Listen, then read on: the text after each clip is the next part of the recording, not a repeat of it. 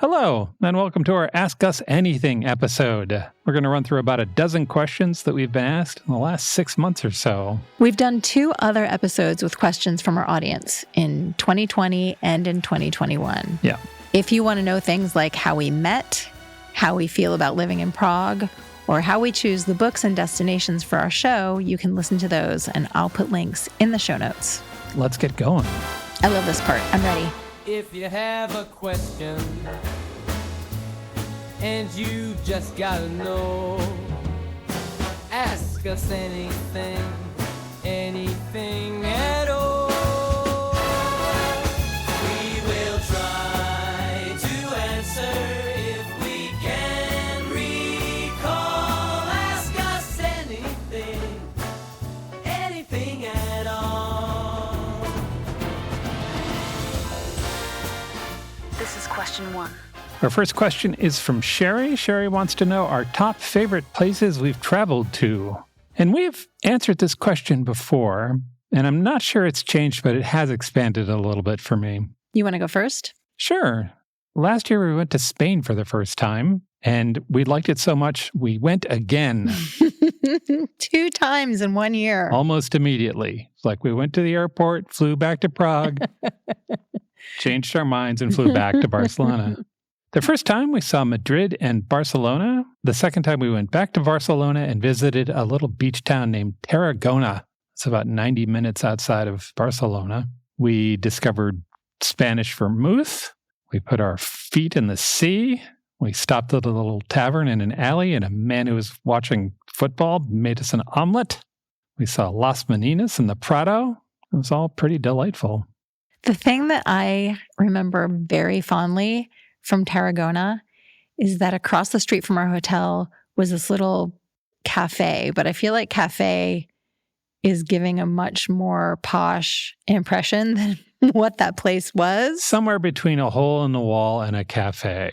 It kind of looked like someone had like a corner store bodega kind of shop and then took out most of the shelves and put some card tables inside. Yeah.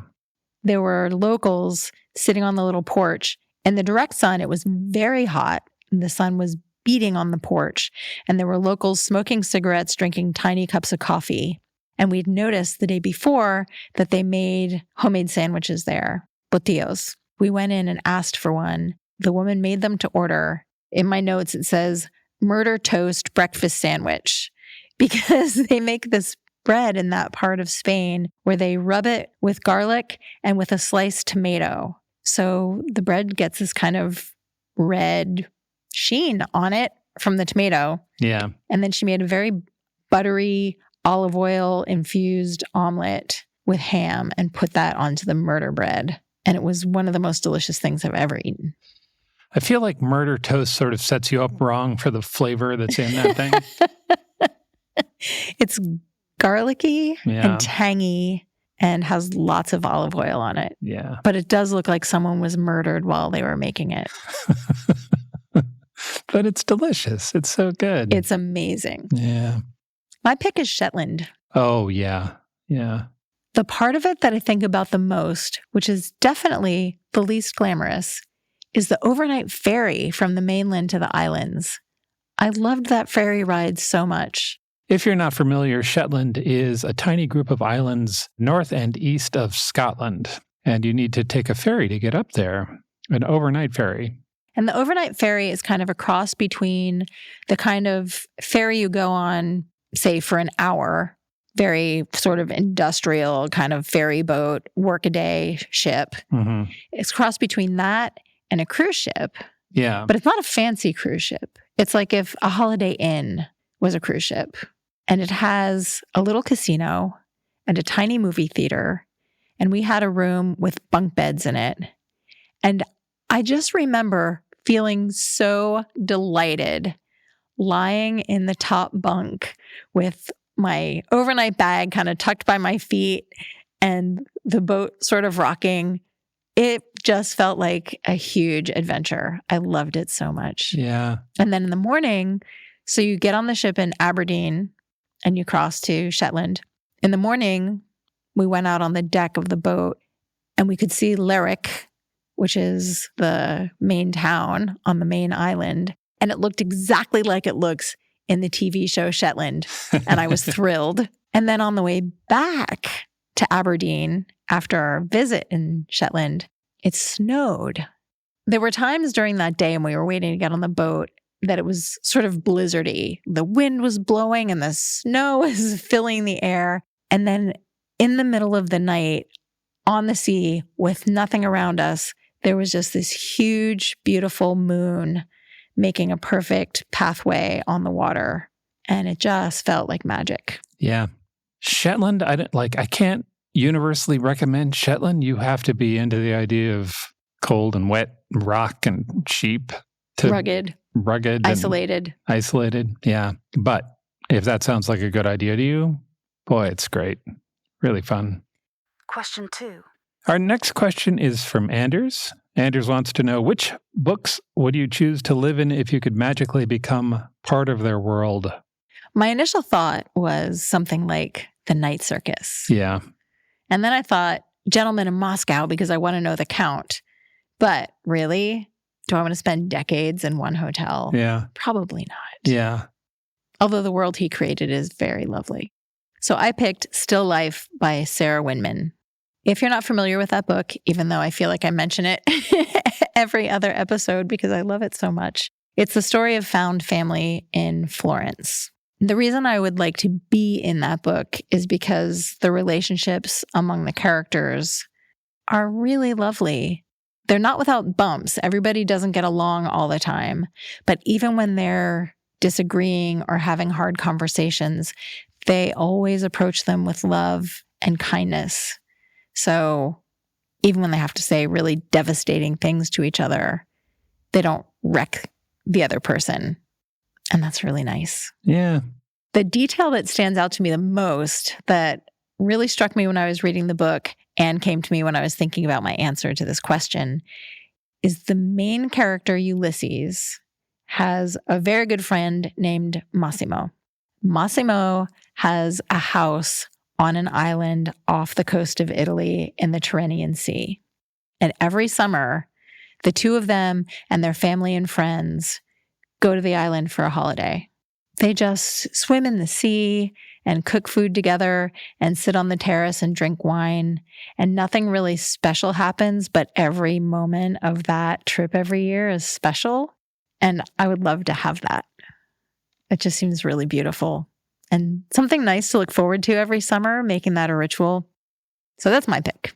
I would jump into Still Life. That's a good one.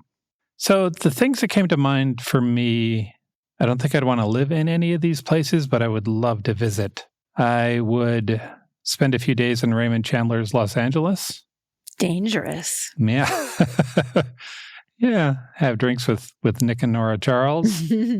Who would drink me under the table based on their books. Definitely. You'd be holding one of those old-timey ice packs to your head after that. Yeah, in my robe. And socks. Yeah. We'd ride around in one of those huge 40s cars and maybe go see Louis Jordan or Louis Prima or Louis Armstrong. All of the Louis. Solve a murder, wear a tuxedo, smoke and somehow mysteriously not get cancer. And then maybe I'd visit Where the Wild Things Are. Oh, that's a good one. Let the wild rumpus start. Yeah, have a bit of a wild rumpus. And then maybe wrap things up in Jack Kirby's New York City. He was the guy who designed the Fantastic Four. If I magically become part of that world, I'm thinking I get superpowers. Oh, I mean, definitely. Yeah. That's a given. Yeah. And then together with the Fantastic Four, we fight Dr. Doom on top of the Baxter Building. Question 3. Next question. Marilyn wants to know, how are we able to read so many books? I certainly don't consider myself a heavyweight in this particular field. There are people who read 4 or 5 times as many books as I do in a year. I think I probably get to like 60 or 70, maybe. There is a reason why Mel does 60% of the books on our show. But also I keep a schedule, or I try to anyway. So when I open a book for Strong Sense of Place, I figure I have about a week to read it. And I try to divide the book into 7 parts and make myself a little calendar, and then I try to beat that calendar.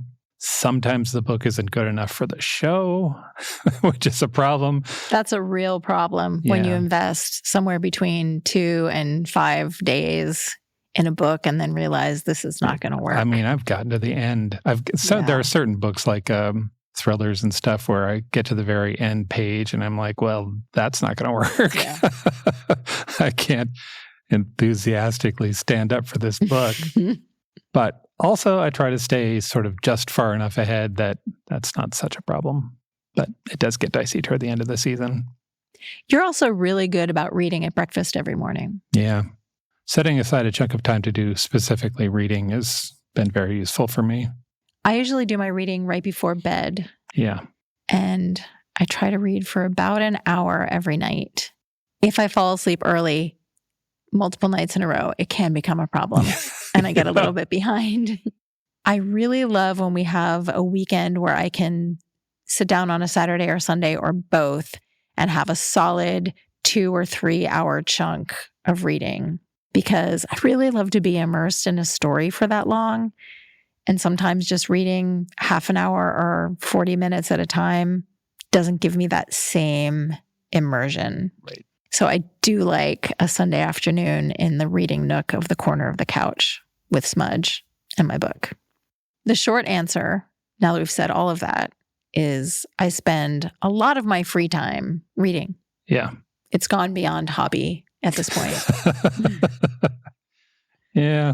I also like to have an audiobook going and a Kindle book at the same time, because then it feels like I get all my reading done twice as fast. This is question 4. Marilyn also wants to know, what sources do we use to find appropriate books for the place we're visiting?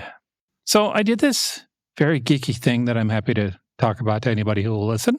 The Large-Hearted Boy has a list of lists of the best books of the year. He's a blogger who writes about books and music and has been for decades. Yeah. He's like an old school internet dude. Yeah. So I wrote a script to download all of those lists and the listings of books that they refer to. That is very meta. Yeah. Yeah. So I have a big old pile of the best books of the last 7 years or so on my hard drive. And when I want to find a new book, I'll frequently just search on that, just text search for Barcelona or whatever on this huge pile of what are now text files on my hard drive. Yeah, and to be clear, those are the titles of the books, not the actual books. Yeah. They're pages that describe the books. Yeah. So somebody will say, this book is set in Barcelona, and I'll find it because of that. But also Google and Goodreads and Library Thing and Persistence, I guess. I collect book titles and put them into our database like a magpie collecting shiny things for its nest. We have a text file for every country in the world, every U.S. state, and all of the themes we've thought of so far. And whenever I come across a book that seems like it might be appropriate, I don't even spend time investigating at that point if it's good or not. I just throw it into that text file. So you can open up, say, Afghanistan, and see all of the book titles I've run across that could possibly work. But that's only the first step, because then you have to vet them. I also have an inbox that would probably make a normal person weep, because I sign up for every book-related and travel-related newsletter out there. And in a way, it's kind of a gift to only have to look for things that have a strong sense of place, that Right. are about a specific place, because I can ignore lots and lots of the new books that come out. But every once in a while, there's a hit for a geographic location, and then I can add that to our database. Question 5. Elizabeth with a Z wants to know, what literary theme park would you design? Which is a fantastic question. I had so much fun thinking about this. This is going to get really detailed. Okay. I halfway apologize in advance, but not really. Okay. My amusement park would be based on the novel The Historian by Elizabeth Kostova. Yeah, of course. And it's kind of a cross between Epcot Center and the Wizarding World of Harry Potter. because the historian takes place in Amsterdam, Slovenia, Romania, Bulgaria, Turkey, France, Oxford, Switzerland, and Italy. Mel pushed up her glasses as to indicate that she's just getting started. So imagine it's a little like Epcot in that there are different thematic areas corresponding to those countries. There are cosplayers of all of the characters in the books walking around. So you've got a bunch of professors in mid-20th century tweed suits. You have Helen, the female protagonist, in a pencil skirt. You've got Vlad the Impaler and his vampire librarian sidekick. There's Turgut, the Turkish professor, who I always picture as Sala from the Indiana Jones movies. Yep. There are little ladies who do fire walking in Bulgaria. So all of these characters are walking around, ready for photo ops, ready to interact with you. In Istanbul, there's an archive, and the game that you play when you go in the archive, it's like a scavenger hunt to find a particular fact among the dusty scrolls and books in the archive. There's part that looks like the French countryside for a picnic. There's a cozy tea shop in Slovenia with fake rain falling all around it, because the first time the narrator and father go there, they eat sardines and drink tea and it's storming outside. There's a fire walking show with the little ladies that I mentioned earlier outside of a reproduction of a Bulgarian church. There's a train ride that creates the illusion of traveling from Amsterdam to the south of France. Oh, that's nice. There are statues of St. David slaying a dragon and Vlad the Impaler and a bunch of professors holding books in triumph. Oh, the hotel. I need to mention the hotel. The hotel rooms are in a crypt underneath the church where the fire walking ladies are performing. Yeah. The hotel rooms are down in the crypt. Am I a vampire in this scenario? I mean, you're a vampire hunter in this scenario for sure. Although I suppose you could choose to One or the other. go to the dark side. Yeah. Yeah. I like it. Oh, one more. I forgot the best part. Okay. I mean, obviously there's lots of great food because there's amazing food descriptions in the historian in the Bulgaria area. There's a big party every day at sunset with a lamb roasted on the spit and live music and dancing. That's awesome. That would be amazing. I would 100% go to that theme park. Yeah. What about you? So the theme park that came to my head was something like Readerland, where you go there and there's sort of, this is financially implausible, but I'm going with it. Not like mine. Mine was completely realistic. So there's two parts to it. One is places that people describe as their dream place to read. Oh, that's nice. Right. So like the library at the Trinity College in Dublin, or maybe some, Greek temples, or a library in like an English countryside. Mine would be a cabin by a lake with a canoe and no mosquitoes. Oh, how about a tree house? Or a treehouse, that's great. Or like an enormous bed that's actually a tent that's sort of lit from inside with a flashlight. So that's one part of it. And then the other part of it would just be sort of a revolving little lands about different books that kind of come and go. And you never know exactly what's going to be there. But sometimes they're fiction, sometimes they're nonfiction. You walk into Alice in Wonderland land, but maybe you also walk into like Sapiens land, or like some kind of Neil Stevenson land where you sort of live through a little bit of that. And part of that could be Raymond Chandler land too. But all of those things kind of cycle in and out. I want to say unexpectedly. I was going to say that would be really cool if you never were quite sure what you were going to get. Yeah, exactly that. And then every night there's a party from The Great Gatsby. Oh, that sounds amazing. Question. Yeah. Do you take the Orient Express from one side to the other? Obviously. And there's a murder. Yeah. A real murder? Yes. Some patron randomly gets stabbed to death. That's like that book I read for the amusement parks episode. Yeah. Where they were in an amusement park and lots of people got murdered. Question 6. Elizabeth with an S wants to know, what do we do if we find a great book about a destination after an episode? After I curse a Yeah, lot, which happens frequently. My answer was cry. Yeah. Mhm. I add it to our database because someday we will revisit popular destinations. Yeah. And there are some places that are so great for storytelling, people just keep writing books set there. We could do another episode about Prague with all new books based on the last few years. I mean, And then there are lots more places. yes, we've done a number of places where I just feel like we could, themes in particular, right? Something like the theater, that's a podcast idea. You could just do episode after episode of theater books, but also Japan. Or New York City, like forever. You could just do those. One of the things that's really nice about the Library of Lost Time is that it gives us an opportunity to revisit destinations that we've already talked about when great books come out. So that's nice. But we save them. And I love when people send me suggestions about places we've already covered because I save those just in case we do them again. Question 7. Sydney wants to know, how's Smudge doing? Smudge is currently lying on the couch on top of a leopard print blanket, and I can hear her snoring. So she's doing very well right now. This is question 8. Sydney and Lisa both asked similar questions. They asked, what's your favorite place in Prague that a tourist wouldn't normally see?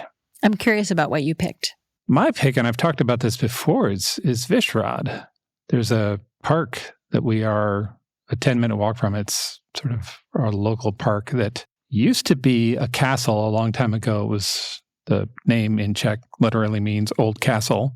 It is just this lovely park with views of the city and all around, and this old church, and there's a beer garden up there so you can have a drink. There's a coffee window so you can sit and have a coffee. There's an ancient cemetery up there, which is fun to look at, where the Czechs have buried their most sort of famous Czech people. It is one of my favorite places on earth. I think we live where we live because that park is there. We do. It's just far enough away from Prague's tourist center that most tourists don't get down there. And that's a shame. It's really, really a lovely place. I had Vishrad in my notes, but I went even more micro than that. There is a coffee window that we call the okno, because that's the word for window in Czech. It's situated just outside one of the gates of the park. You walk into the park through these enormous stone archway gates, and just outside one of the gates is this okno where they have coffee, and in the summer, ice cream, and in the winter, hot chocolate and eggnog. Bombardino, which is warm eggnog with whipped cream on the top. And it's a little boozy. And it's a little boozy. And in the summer, maybe once or twice, we'll go for our run and then go to the coffee window and have an ice cream at 9:00 in the morning. And it's so much fun. Yeah.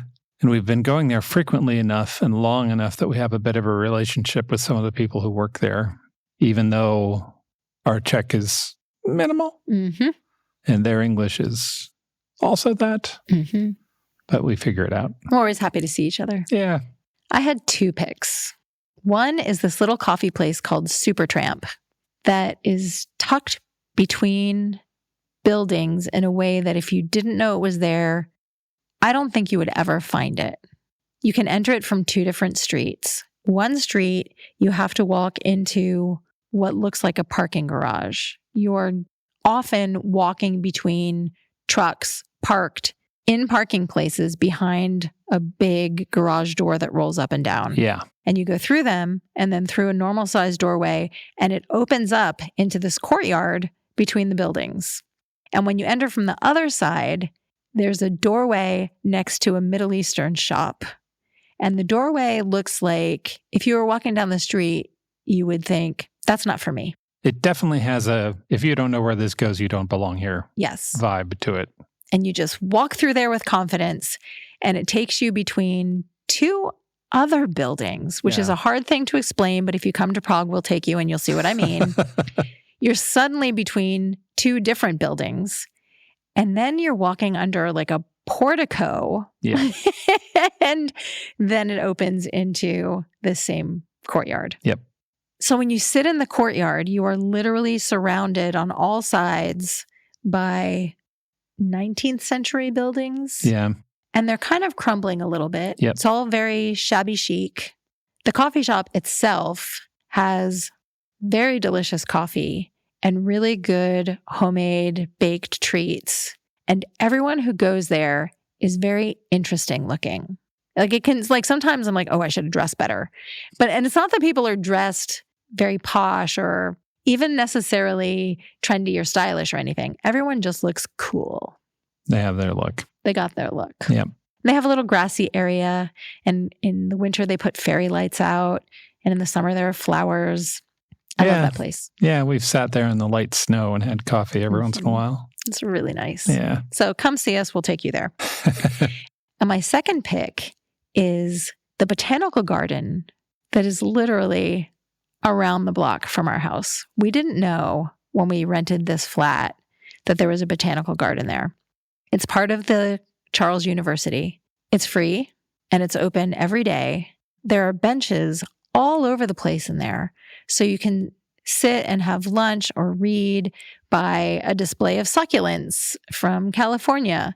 Or there's a row of benches underneath trees. And you can just sit there and listen to the birds and be surrounded by flowers. And it's literally right there in the middle of the city. Yeah. And at the far end, when the gate is open, the gate isn't always open, but at the far end of the botanical garden, when the gate is open, it opens into the tiny beer garden of a pub. So you can enjoy the flowers and then go have a beer. It's lovely. Question 9. Anna wants to know, what is the timeline between a topic or destination being selected and recording the episode? Do you read just for one destination at a time, or are you jumping around? And how many books don't make the cut? Oh, I have a lot to say on this subject. Early in the season, the timeline between when we've read the books and when we record can be as much as 3 or 4 months. And I find that really challenging. As we get into the season, the time gets shorter and shorter. Yeah. But we try to start the season with a few of the episodes already recorded. Yeah. And that means we have to read way in advance. And sometimes I look at my notes and I think, who wrote that? And why did they write that? And what was past Melissa thinking? And wow, she should have done a better job. Don't be too hard on past Melissa. When we're in the middle of the season, I would say we're usually 1 or 2 episodes ahead in our reading. Yeah. And that feels a little more comfortable. Yeah. I don't know about you. I tend to read for one destination at a time. Oh, yeah. Because I like to be immersed in it. Yep. And it helps me think about the kinds of things I want to talk about in the episode, in the 101. It shows me connections between the stories that kind of solidify that destination in my mind a little bit better. So I try not to jump around too much. Although sometimes if I'm really excited about reading a book for a future destination, I'll throw it in to kind of break things up a little bit. For example, very excited about some of our books for outer space. So I sprinkled some of those in when I was still reading for France and India and New York. I also tend to read just one destination at a time. It just seems to make sense to me. And also I like the way the books kind of talk to each other a little bit. Yep. As for how many books don't make the cut, all of the rest of them. A painful number? We try to do a fair amount of research when we are looking for books for a destination. I mean, I will look at dozens of books. I'll start to read, 8 to 10 books just to taste them, just to get the first couple of paragraphs, just to sort of, what's that like? And then, of course, ultimately it comes down to me to 2. For me, I both sort of enjoy the shopping, but also I think it's part of what we try to do is find great books that we love, and we try not to take that lightly. So that's some work. Yeah. I do a similar thing where I'll pick out maybe 6 or 8 books. I'm deliberate about trying to do books that are very different from each other, especially when they're all fiction. So I'll think, okay, I want to do a crime novel or sci-fi or fantasy. I want to do some kind of historical and I want to do a family saga or something literary. And those are kind of like loose buckets, and I try to find books in those. And then I'll pick out, say, 3 or 4 crime novels and read the Kindle samples of all of those and see which is the one that I want to go back to. What's the one I'm still thinking about? And then the rest of them get cut. That is a time-consuming process, but it's way better than when you read an entire book and then decide it's not right, which also happens, and that is the worst. I read 2 extra books for India that weren't terrible, but weren't quite right. Yeah. And that's hard. I had problems with India too. There was one book that I read completely. Yeah, and same. got to it and I was like, no, I can't. Question 10. Our next question is from Maggie. She wants to know if I am really 6'5". Yes. I'm just a hair under 6'5". I'm like 6'4 3/4", but yes. And for comparison's sake, I am 5'4". Yeah. Yeah. Question 11. Ellen wants to know, what does the podcast studio look like inside? Oh, it is very swanky. It is so chic in here. If you can imagine that you left 2 children alone in a room with 2 IKEA coat racks and a bunch of blankets, and while you were gone, they made a fort, you would be on the right track. We use a fort because we live in an apartment. It's got high ceilings, which I love, but they're really bad for audio. It echoes around a bit. So we needed to make something that would dampen that. And we also wanted to look at each other. We went through a couple iterations and we found that we just set up with a couple of IKEA. It's actually 4 IKEA coat racks, and we drape blankets on top of that. And It's there very you go. cozy. It's very cozy. I do like it in here. Sitting in the fort and talking about books is one of my favorite things that we Yeah. get to do. Yeah, same. Question 12. Rachel says, at my house, we both refer to your podcast as my book friends. That's so really nice. Yeah, yeah. How do we hope people relate to our podcast? I mean, that's it exactly. Yeah, pretty much. Yeah. My first hope is that you find it entertaining. And then secondly, that it's delightful. We try to traffic in delight. We're trying to sort of find things that we think that'll light people up. And then secret agenda is, I hope it's just a little bit broadening. When we read books we love, that maybe you will also read that book, and that will broaden out empathy and curiosity for other places in the world. We are big fans of curiosity and empathy. And yeah, that's it. That's the secret agenda. I really like the way when I read a book and someone else reads a book, we sort of have that shared experience, even though we both perceive it differently. I do like the idea that people would think that we're all book friends and we're all in this book club together, because the world can be lonely sometimes. And it's really nice to think that we're all connected, even in a small way. That's really nice. Last question. Finally, our last question is from Louise. Louise wants to know, are you still thinking of developing tours of libraries and bookshops in Europe? And the answer is we are. We definitely are. It's early to talk about all of this still, but we are definitely making strides on having an event in Europe. Maybe next year. We don't know yet. We're definitely some steps into trying to figure out how this might work and what it would be. And hopefully that will also be delightful for people. Spoiler, it's not the Historian Amusement Park, as much as I wish it was. Yeah, but when we get there, we are going to be very loud about that, and you will definitely hear about it. And thank you for asking that question, because we are really excited about it.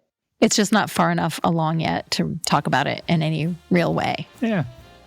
So that's it. That's about a dozen questions for our Ask Us Anything episode. We will be back next week. We're going to have a top 10 countdown of our favorite books from our first 5 seasons. I might have cheated a little bit. Why am I not surprised? I hope you'll join us then. Thanks for listening, and we'll talk to you soon.